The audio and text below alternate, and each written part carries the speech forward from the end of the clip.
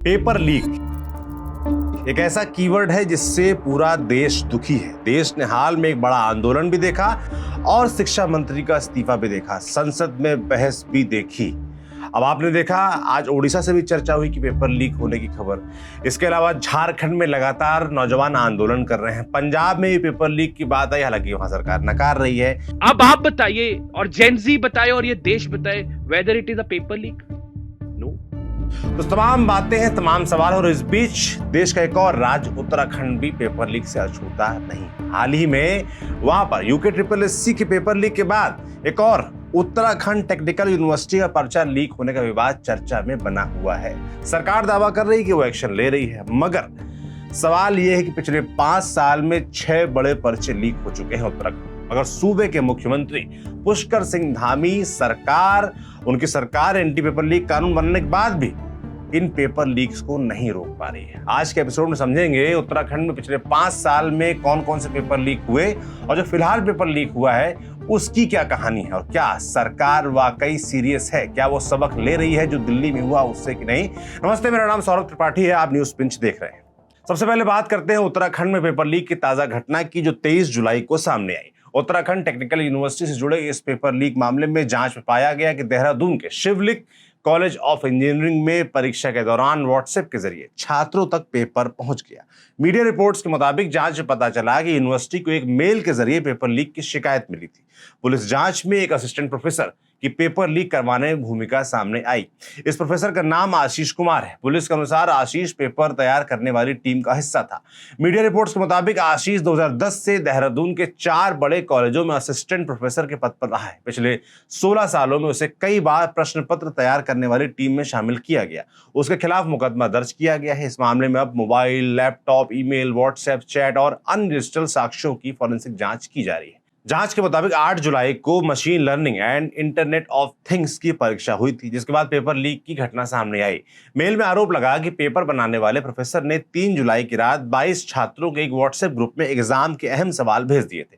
University ने जब mail में बताए गए सवालों को असली पेपर से मिलाया तो वो पूरी तरीके से मैच कर गए। जांच के दौरान पता चला है कि आरोपी प्रोफेसर ने 24 जून को इलेक्ट्रोमैग्नेटिक फील्ड थ्योरी विषय का पेपर भी तैयार किया था। हालांकि उस एग्जाम पेपर लीक की शिकायत तो नहीं मिली थी, लेकिन शक के आधार पर यूनिवर्सिटी ने परीक्षा को रद्द कर दिया है।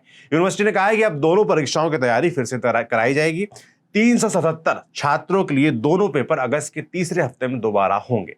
परीक्षा की नई तारीख और सेंटर की लिस्ट यूनिवर्सिटी जल्दी जारी करेगी। दूसरी तरफ पेपर लीक को लेकर सियासत भी हो रही है, जो कि होती है, सब जगह होती है। कांग्रेस ने कहा है कि पेपर लीक ने सरकार के दावों की पोल खोल दी है। कांग्रेस ने सरकार से मांग की है कि इस मामले की न्यायिक जांच होनी चाहिए। प्रदेश कांग्रेस अध्यक्ष गणेश गोदियाल ने कहा कि प्रतियोगी परीक्षाओं में बार बार पेपर लीक की घटनाएं युवाओं के भविष्य पर कुठाराघात हैं। दूसरी तरफ सरकार ने भी कुछ कदम उठाए हैं। शिक्षा मंत्री धन सिंह रावत, उन्होंने कहा है कि सभी शिक्षण संस्थानों में अगर कोई पेपर लीक होता है तो उसकी पूरी जिम्मेदारी विश्वविद्यालय प्रशासन की होगी। साथ ही उच्च और तकनीकी शिक्षा विभाग की परीक्षाओं में अनियमितता के लिए कुलपति, कुलसचिव और परीक्षा नियंत्रक जिम्मेदार होंगे। उनके खिलाफ नकल विरोधी कानून के तहत कार्रवाई की जाएगी। पर क्या ये काफी है? क्या शिक्षा मंत्री अपनी जवाबदेही पर कुछ बोलेंगे? ऐसा इसलिए क्योंकि ये कोई पहला मामला नहीं है ना। उत्तराखंड के छात्र पेपर लीक की त्रासदी लंबे समय से झेलते चले आ रहे हैं। 2018 में वन रक्षक भर्ती परीक्षा, 2021 में UKSSC ग्रेजुएट लेवल परीक्षा, 2023 में जीबी पंत कृषि एवं प्रौद्योगिक विश्वविद्यालय बीटेक कंपार्टमेंट परीक्षा, 2025 UKSSC ग्रेजुएट लेवल एग्जाम। साल 2021 में हुई UKSSC ग्रेजुएट लेवल परीक्षा पेपर लीक की पूरी कहानी का सबसे अहम मोड़ रही है।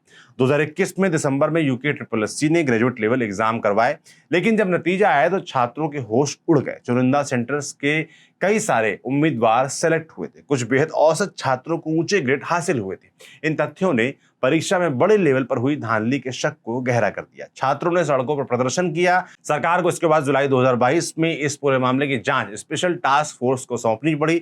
STF ने पहली गिरफ्तारी की उत्तरकाशी जिले के स्कूल टीचर तनुज शर्मा की। STF ने अपनी जांच में पाया कि तनुज शर्मा ने लीक पेपर सॉल्व करने में मदद की थी।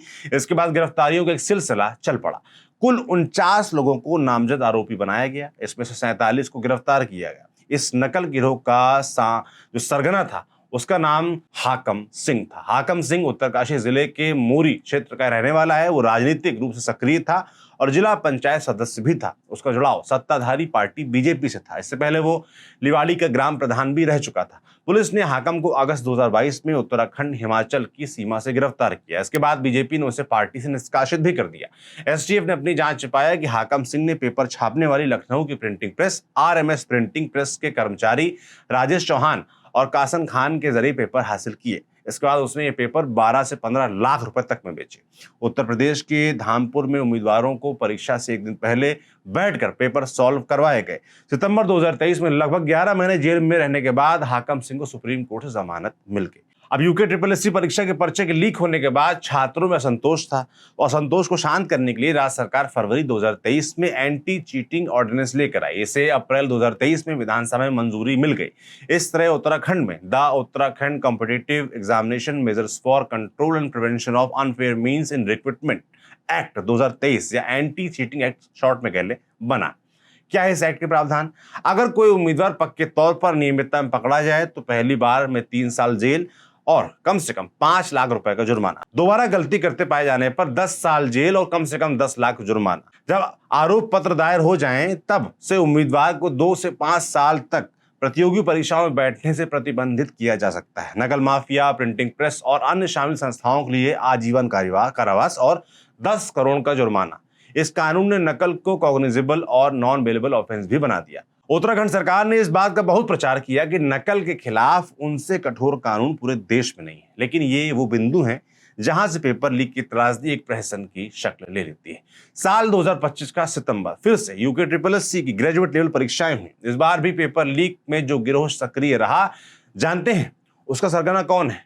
सही अंदाजा लगाया आपने, उत्तरकाशी का हाकम सिंह।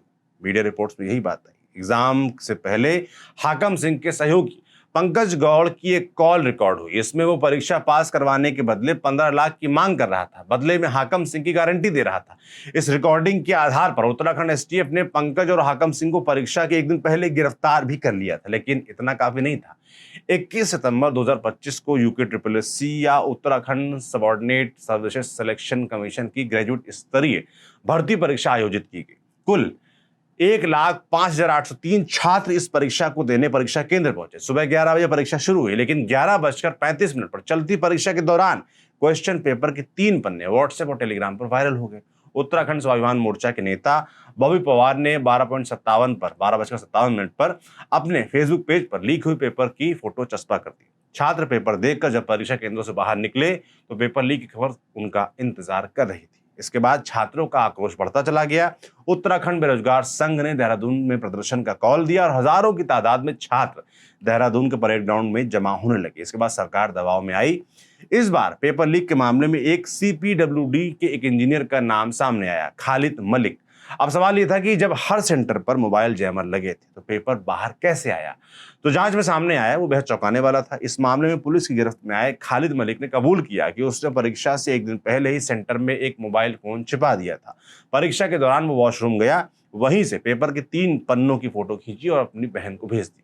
खालिद मलिक को हरिद्वार से गिरफ्तार किया गया। उसकी बहन साबिया भी गिरफ्तार हुई। सरकार ने इस मामले में तेजी दिखाते हुए हरिद्वार सेंटर पर तैनात सेक्टर मजिस्ट्रेट, एक दरोगा और एक सिपाही को सस्पेंड कर दिया। मामले की जांच के लिए हाईकोर्ट के रिटायर्ड जज की अध्यक्षता में SIT बनाई गई और बढ़ते दबाव के बीच सरकार ने भर्ती परीक्षा पूरी रद्द कर दी, ये कहते हुए कि 3 महीने के अंदर दोबारा परीक्षा करवाई जाएगी। इतना ही नहीं, सरकार ने मामले की CBI जांच की सिफारिश भी कर दी और दिसंबर 2025 में CBI ने खालिद मलिक, उसकी बहन साबिया और टिहरी के एक डिग्री कॉलेज की सस्पेंड सहायक प्रोफेसर सुमन के खिलाफ अदालत में चार्जशीट दाखिल कर दी। CM धामी ने तो यहां तक कह दिया था कि राज्य में पेपर लीक के जरिए एक तरह का नकल जिहाद फैलाने की कोशिश हो रही है। इसके बाद राहुल गांधी समेत कांग्रेस के तमाम नेताओं ने सरकार पर गंभीर आरोप लगाया और CBI जांच की मांग की थी। तो अगर हम एक नजर में देखें तो 2021 का यूके घोटाला हो या 2022 का वन दरोगा या सचिवालय रक्षक भर्ती या फिर 2023 का सख्त कानून, इसके बाद 2025 में फिर वही यूके पेपर लीक और अब 2026 में उत्तराखंड तकनीकी विश्वविद्यालय का ये बीटेक पेपर लीक, यानी बीते 4-5 सालों में एक के बाद एक कई परीक्षाएं इस दाग से जुड़ती चली गईं। सरकार दावा करती कि उसने देश का सबसे सख्त कानून बनाया है, दोषियों को जेल भिजवाया, SIT बनाई, CBI जांच करवाई, लेकिन इसके बावजूद पेपर लीक का सिलसिला थमता क्यों नहीं है? आखिर ये सवाल पूछा क्यों नहीं जाना चाहिए? क्या ये सिर्फ चंद लोगों की करतूत है या सिस्टम में कहीं गहरी सेंध लगी हुई है? इस बात का जवाब भी पुष्कर सिंह धामी सरकार को देना होगा। आपके इस पूरे मुद्दे पे, उत्तराखंड के एजुकेशन सिस्टम पर, उत्तराखंड में होते पेपर लीक्स और ये जो आरोप है उन पर क्या सोचना है? क्या उत्तराखंड सरकार आप सबको वाकई उत्तराखंड के लोगों को सीरियस लगती है कि वो इस तरफ कुछ खास ख्याल रख रही, ध्यान दे रही है? तो कमेंट बॉक्स में लिखकर जरूर बताइएगा। इस खबर को लेकर था हमारे साथी सूफियान ने। मेरा नाम सौरभ त्रिपाठी है, कैमरे के पीछे हमारे साथी अनुराग। देखते रहिए न्यूज़ पिंच। शुक्रिया।